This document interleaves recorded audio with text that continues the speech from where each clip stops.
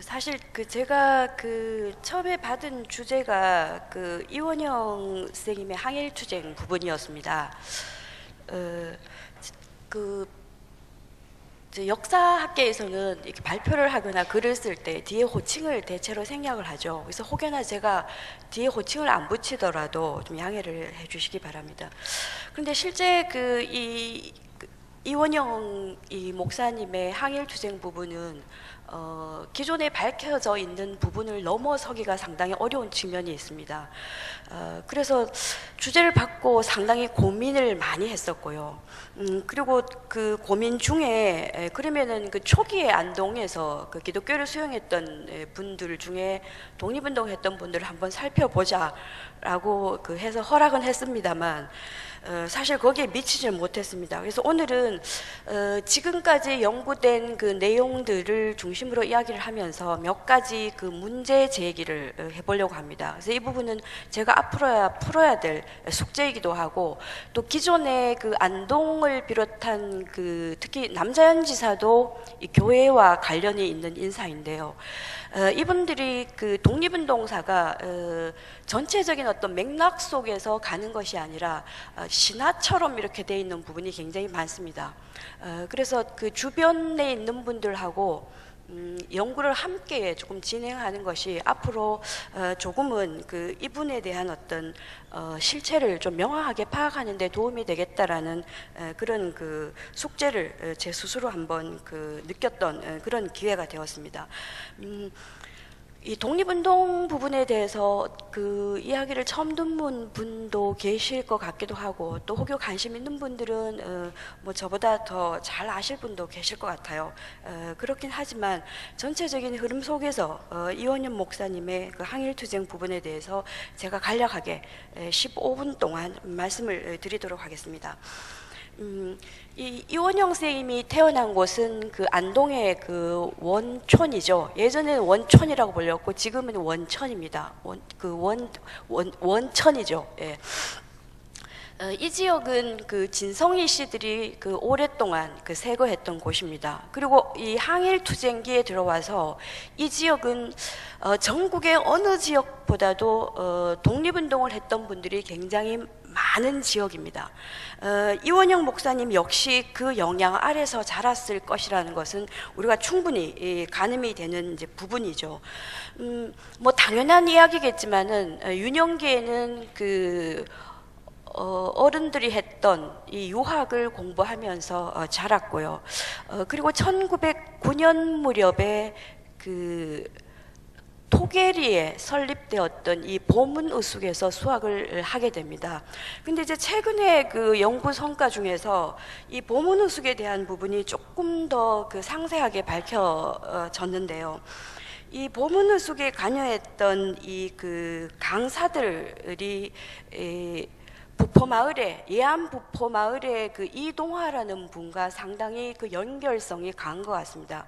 그러니까 안동 지역의 독립운동사를 바라볼 때 어느 한 개인에게 천착하는 것은 굉장히 좀 위험하다는 생각입니다. 왜냐하면 안동 지역은 유학적인 이 공동체가 굉장히 강하게 뿌리내린 곳이었고, 그 인맥과 항맥이 함께 움직입니다. 거기는 가족도 굉장히 중요한 기능을 하죠. 이 예안면의 부포마을 출신이었던 이동화라는 분은 일찍 서울에 올라가서 공부를 하게 됩니다. 그리고 이분은 보강학교의 사범과에서 수학을 하죠. 졸업합니다. 그리고 대구의 협성학교에서도 일부분 근무를 했었고요. 근데 이분이 안동에 내려와서 신학교 설립을 굉장히 이제 강하게 권유합니다. 그래서 진성희 씨 문중의 여러분들과 아마 이동화의 영향력이 결정적으로 작용해서 이 보문의숙이 설립이 됩니다. 그런데 이 보문의숙은 이제 보면 이 강사로 오신 분들이 크게 세 가지로 나눌 수가 있습니다. 이 첫 번째는 이 이동화가 졸업했던 이 보강학교와 대동청년단이라는 독립운동 단체와 관련이 있는 것으로 지금까지는 추정이 되고 있습니다. 짐작이 되고 있습니다. 이 대동청년단이라는 단체는 1908년에 조직된 비밀 결사 단체였습니다. 그러니까 애국 계몽운동에서 만든 이 단체인데요.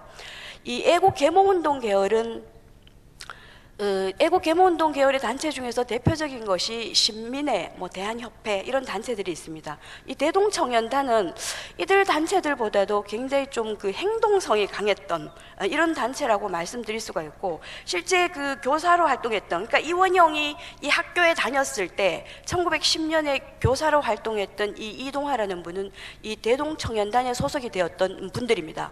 그리고 그 몇 분 확인되는 그 교사들은 제가 발제해 놓은 27쪽에 보시면은 그 표에 보면은 구자경이라든가 박강희 이런 분들은, 홍두식 안종순 이런 분들은 보성학교를 졸업한 사람들입니다. 그 당시에 서울에 삼보가 있었습니다. 애국 계몽운동 계열의 신학문을 가르쳤던 삼보라는 세 개의 그 보자가 들은 학교가 있었는데요. 그 중에 대표적인 것이 바로 이동화가 졸업했던 이 보강학교였고, 그리고 나머지 그 하나가 바로 이 보성학교입니다. 그리고 또 하나의 학교가 있는데, 이 보성학교는 1909년에 이 천도교 손병희가 인수해서 운영했던 학교입니다. 그래서 지금까지 안동 인근에서 손병희가 이 선언서를 보냈다라고 하는 얘기가 3.1 만세 무렵에 심심찮게 나왔었고, 그 송천의 해창송기식이라든가 이 예안 3.1 만세 운동도 마찬가지입니다. 이제 이렇게 봤을 때 결국 그 이 보성학교하고의 연계고리가 그 이후에 3.1 만세 운동에도 쭉 연결되는 것으로 우리가 봐진다라는 것이죠. 그래서 이 보문우숙은 실제 생각보다 굉장히 중요했다라는 거죠. 그리고 그 학교를 설립했던 주요 인물들은 바로 교남교육회 인사들이 상당히 많았고, 이 교남교육회가 만들어진 곳이 바로 이동화가 공부했던 이 보강학교입니다. 그래서 이 보문우숙은 어떻게 보면 그 당시에 애국 계몽운동 계열의 총본산이라고 할 수 있는 이 교남교육회, 이 대동청년단, 그리고 그 신학교, 그리고 그 안동의 협동학교와 더불어서 신민회 인사들하고 연결되는 이런, 어떻게 보면은 그 서울의 그 애국 계몽운동의 그 중심부에 있던 지형이 그대로 이제 안동에서도 진행되었고, 그러다 보니까 그 교육 역시 상당히 그 민족지향적인 교육이 시행되었을 가능성이 굉장히 높았고, 그리고 이원영은 거기에서 공부를 만 2년 정도 하는 것으로 이제 그렇게 나옵니다. 그래서 지금까지 이 보문우숙을 졸업했다라고 얘기는 했지만은 조금 더 천착해서 밝혀진 부분은, 지금까지 새롭게 밝혀진 부분은 이제 그 부분이라고 말씀드릴 수가 있을 것 같습니다. 그래서 이원영의 이 보문우숙 졸업 문제는 그 이 이후에도 조금 그 주변 분들을 밝혀서 그 이후의 행보라든가 이런 것들을 밝혀서 빈 공간들을 좀 채워놓을 수 있는 여지가 좀 있을 것 같습니다. 그래서 그 부분은 추후의 과제로 좀 남겨놓도록 하겠습니다.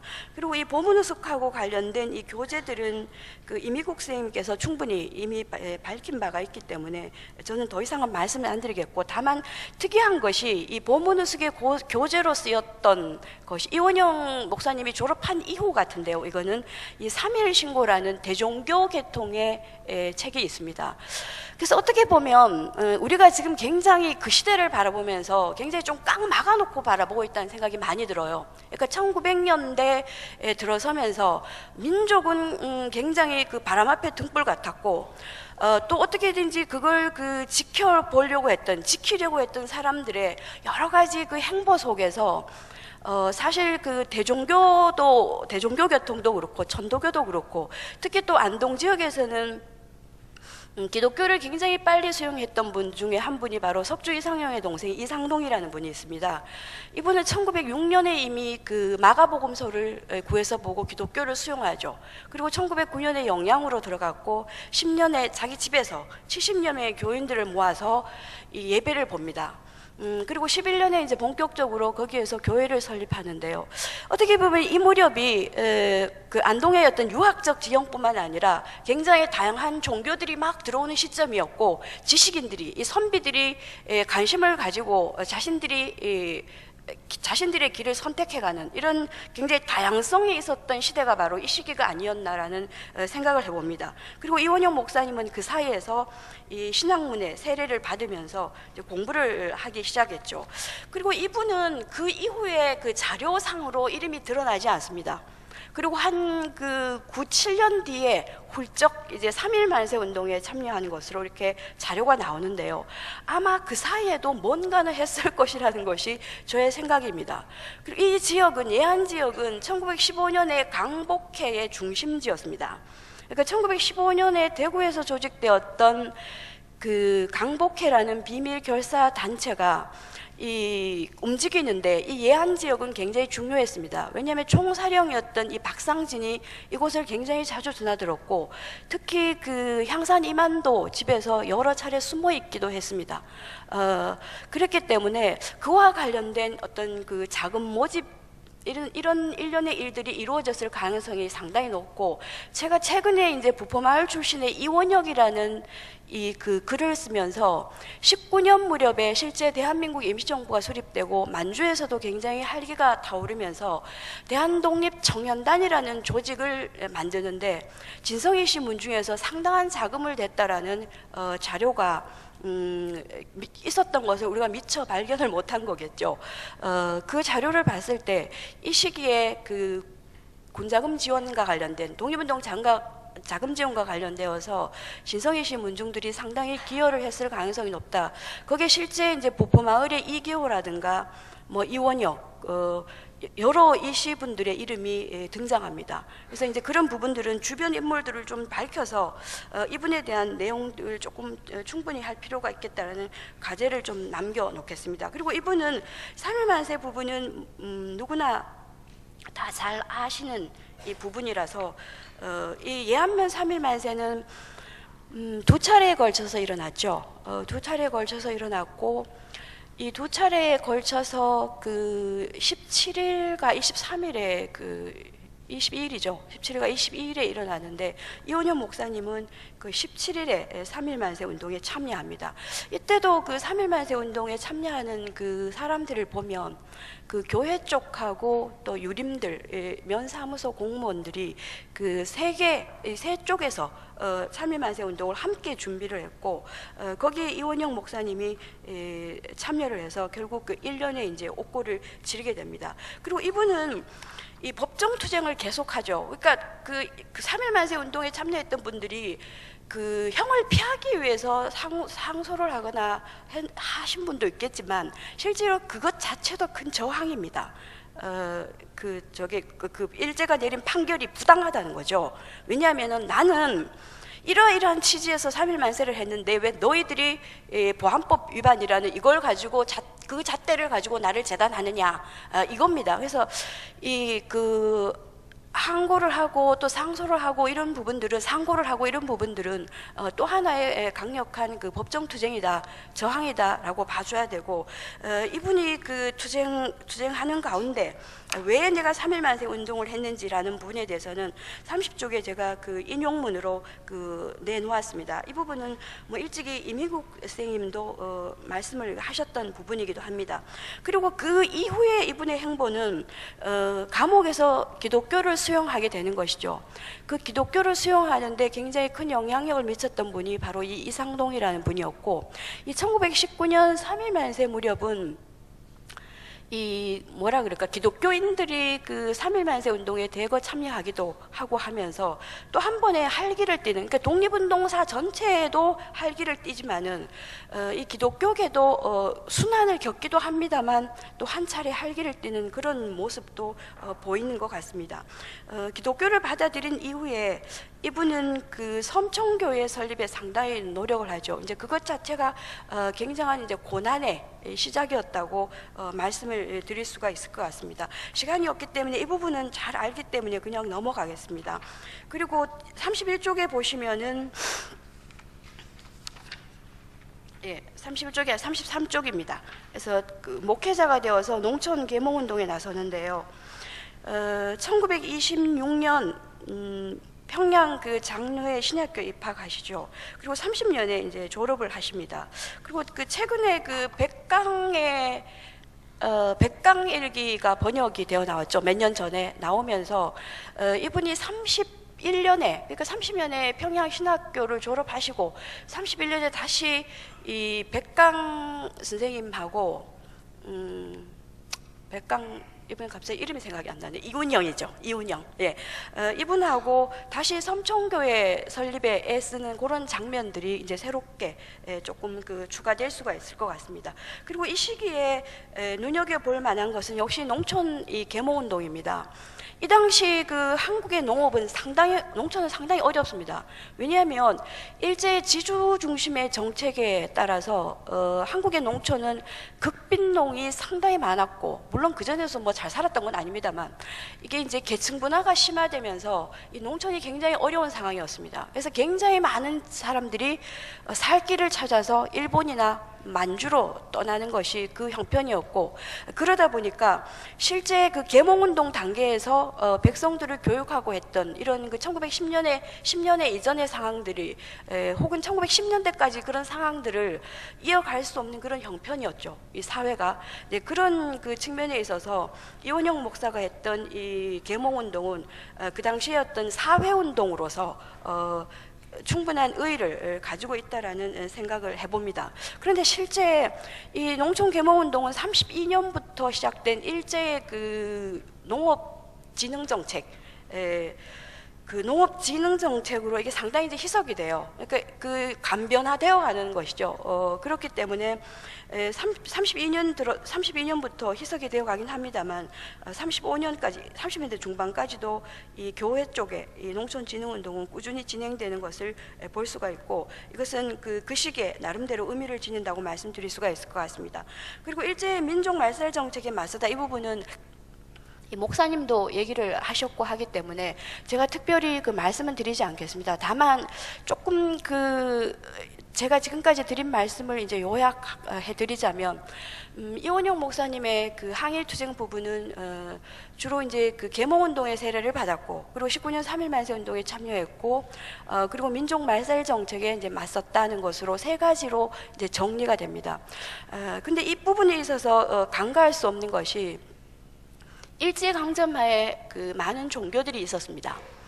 민족 종교라고 불리는 동학 계열의 증산교부터 시작해서 증산교를 잇는 보청교도 있었죠. 이건 민족 종교라고 불려서 엄청난 탄압을 받았습니다. 30년대. 거기에 비해서 기독교는 38년 이후에 또 탄압을 받기 시작하죠. 그 무렵에 이원영 목사가 보여줬던 이 행보는 실제 우리가 인생을 살아가면서, 삶을 살아가면서 내가 가고 있는 것이 이 나라를 위한 길인가, 오로지 나라를 위해서 가는 길인가, 아니면 내가 어떤 궁극적인 과제를, 나는 민족이나 국가보다는 내 구원의 문제, 혹은 나의 구원과 더불어서 이 세계의 구원, 그런 궁극적인 문제에 관심을 가지시는 분들이 분명히 있을 겁니다. 혹자는 궁극적인 문제에 더 관심이 많은 사람도 있겠고, 그게 이제 구원의 길, 혹은 다른 종교에서는 구도의 길이라고 하죠. 또 한쪽에서는 구도의 길, 구원의 길, 궁극적인 과제보다는 역사적인 과제에 주안점을 두고 살아가시는 분들이 있겠죠. 확실한 것은 일제강점하에서 우리 시대의 역사적인 과제는 일제에게 뺏긴 나라를 찾는 것이 굉장히 중요한 시대 과제였고 역사적 과제였습니다. 이 역사적 과제가 나의 궁극적 신앙과 맞아떨어질 것인가, 아니면 나는 신앙만 위해서 갈 것인가 라는 측면으로 우리가 고민을 해볼 때, 아마 이원영 목사님의 삶은 그 민족을 위한 길과 이 구도의 길, 구원의 길이 다르지 않았던 분이다. 그래서 이분을 우리가 정리할 때, 이분은 독립운동만 하신 독립운동가다 라고 정리하는 것은 굉장한 무리가 있습니다. 그렇게 정리할 수는 없습니다.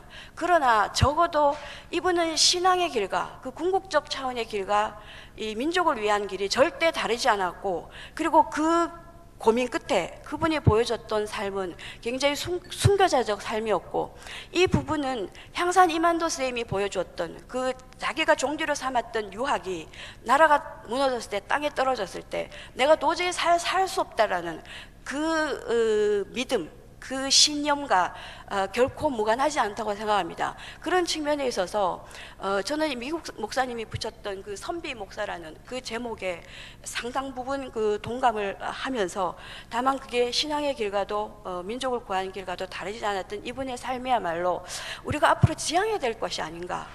평화적인 삶, 궁극적인 삶, 세계를 향한 혹은 뭐 우주를 향한 그 삶이 우리가 지금 처해 있는 국가와 또는 민족 그 부분들과도 일치하는 그런 삶을 우리가 살아가는 것이 우리가 이분에게서 배울 수 있는 교훈이 아닌가라는 생각을 해봅니다. 저의 이야기는 이거로 마치겠습니다.